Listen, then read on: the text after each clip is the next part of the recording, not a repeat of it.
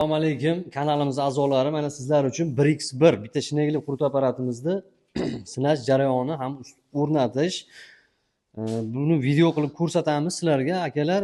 Ushbu videomiz endi ma'lumot shundanki, biz o'zimiz borib olib kelamiz, o'zimiz o'rnata olamizmi deydigan akalarimiz uchun ushbu apparatni mana sinab ko'rsatib beramiz.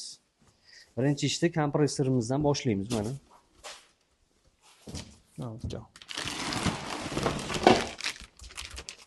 kompressor chiqadigan narsalarni ko'taradi.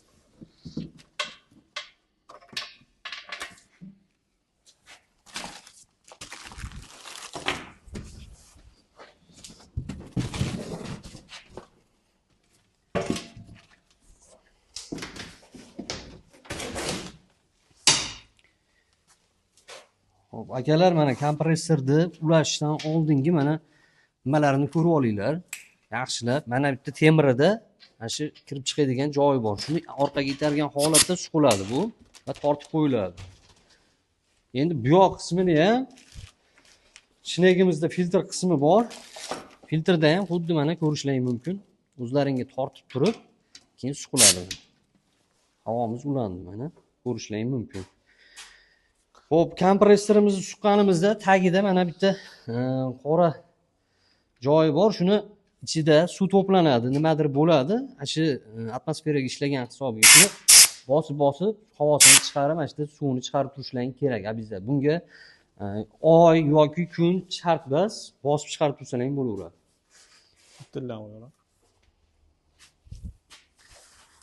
Akalar, kompressorimizdan chiqadigan mana ikkita filtr, ikkita g'ildiragi va orqasida yana tirqanmasligi uchun yana ikkita g'ildiragi bo'ladi komplektda. Buni обязательно filtrini mana shu yerga qatirishlang kerak. Bu ovozni pasaytirib beradi.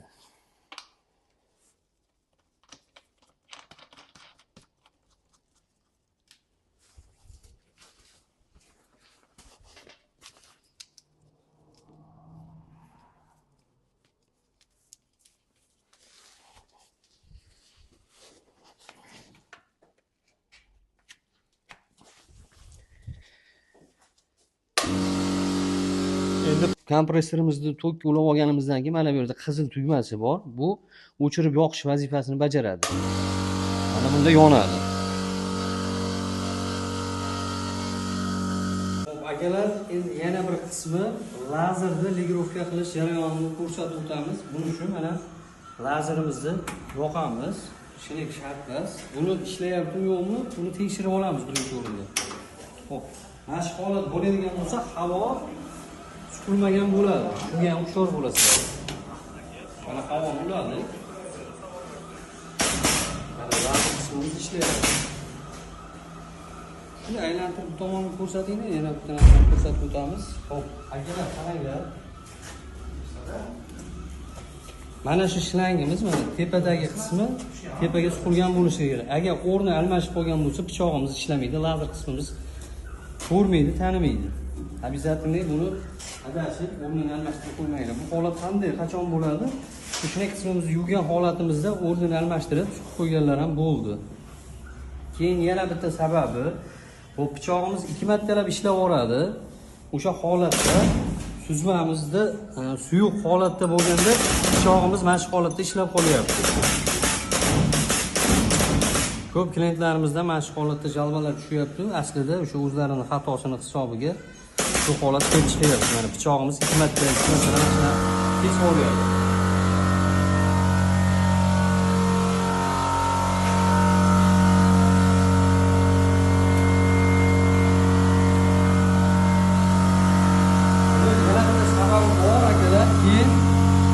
Yaxshi kesmayapti deydigan holasi bo'lyapti. Shunda lazer qismimiz tomonga qochib qolgan bo'lyapti yoki nur qanaqadir yorug'lik tushayotgan holatiga ishlamay ko'rayotgan bo'lishi mumkin.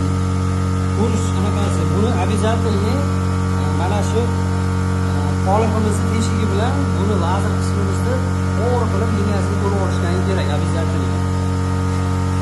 Shunda ko'rish osonroq bo'ladi. Buni izlaringni chiqarmanglar. Buni uzoqlashtirib qo'ymaslik kerak. Обязательно shu masofasiga ham e'tibor berish kerak. Keyin yorug'lik, nur tushishi yoki qorong'ulik, shuni ham hisobga olishlaring kerak.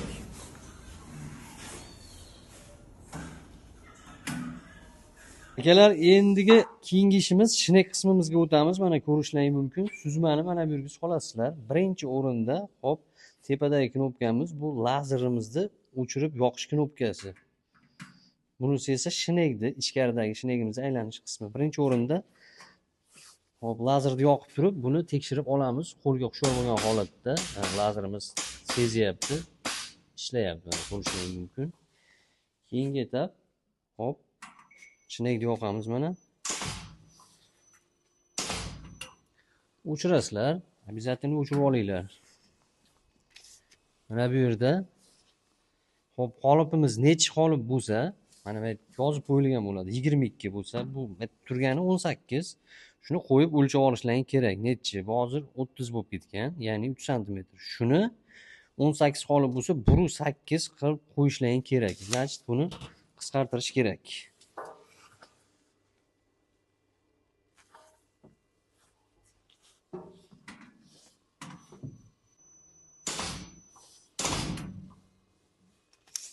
Hop, akalar, mana ko'rishlaring mumkin. 1.8 bo'ldi. Keyingi qismimiz mana kesilgan suzmamizni mana shu oynak tagiga qo'yishlaring kerak va tagidan ko'rib olishlaring kerak. Tegar tegmas holatda bo'lib turishi kerak. Agar ko'tarilib turgan bo'lsa, oynagimizni tushirasizlar. Oynani tepaga, pastga ko'tarib tushirishi qoliplarga qarab turib razmerni olaverasizlar. Bu to'g'ri kelgandan keyin birinchi ishimiz oynani yurgizdirish. Bu tomonda ham mana bu tugmamiz oynagimizni yoqib o'chirish mana. Mana bu yerda buning tezligi bor. Shu tezligiga qarab moslab olishlaring mumkin. Bunisi esa lentaniki.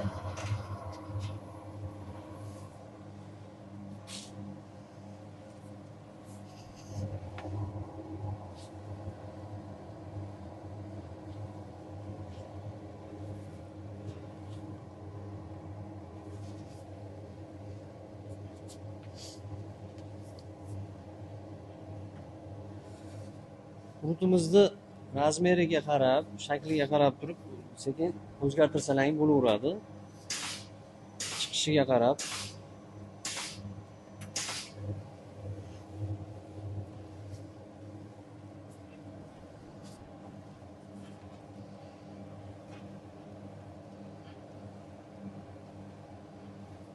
Hop, kanalimiz a'zolari, endigi etapdagi qiladigan ishimizni nima qilamiz? Shinekni tozalash qismini sizlarga o'rgatib boramiz. Buning uchun обязательно filtrimizdan havoni yuvib olamiz. Buzildi. Mana bu qismi bor. Qimizlarni ochib, tuzlayni, udobli qolishlarini ko'rishlaring mumkin. Bunga bizga 22-24 ключ kerak bo'ladi. Mana pichoq tushsalang pastga tushadi.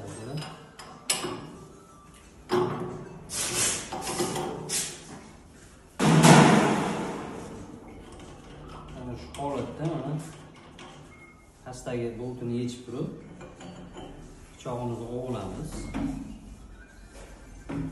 Tepaga ko'tarib qo'yasizlar. Bu vazifa qolibimizni almashtirish uchun ham kerak bo'ladi. Mana ko'rishlaring mumkin. Qolib turish holatda almashtiramiz. Akalar, bizga 17-19 ключ kerak.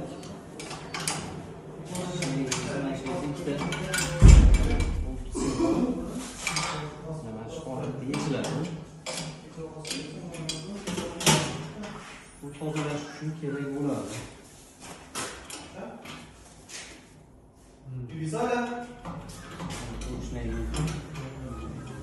Buni yechgandan keyin mana bittagi shlangini chiqarib olasizlar. Mana bu oq qismini itarib turgan holatda, mana bu qismini itargan holatda sug'urib olasizlar.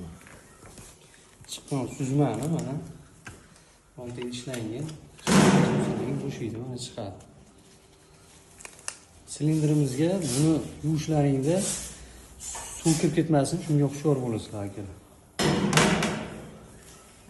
Keyin ochganimizda mana ashta ikkita temirchasi chiqadi. Bitta bo'lgan. Mana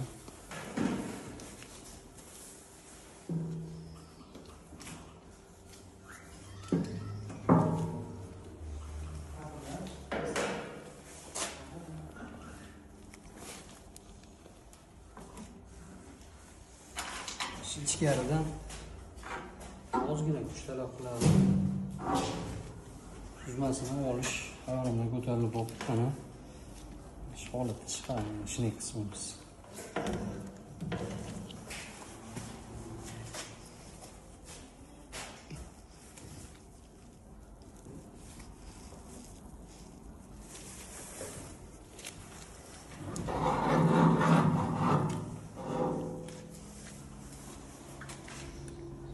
Shu holatda olib suvga solib bemalol yuvishlar mumkin.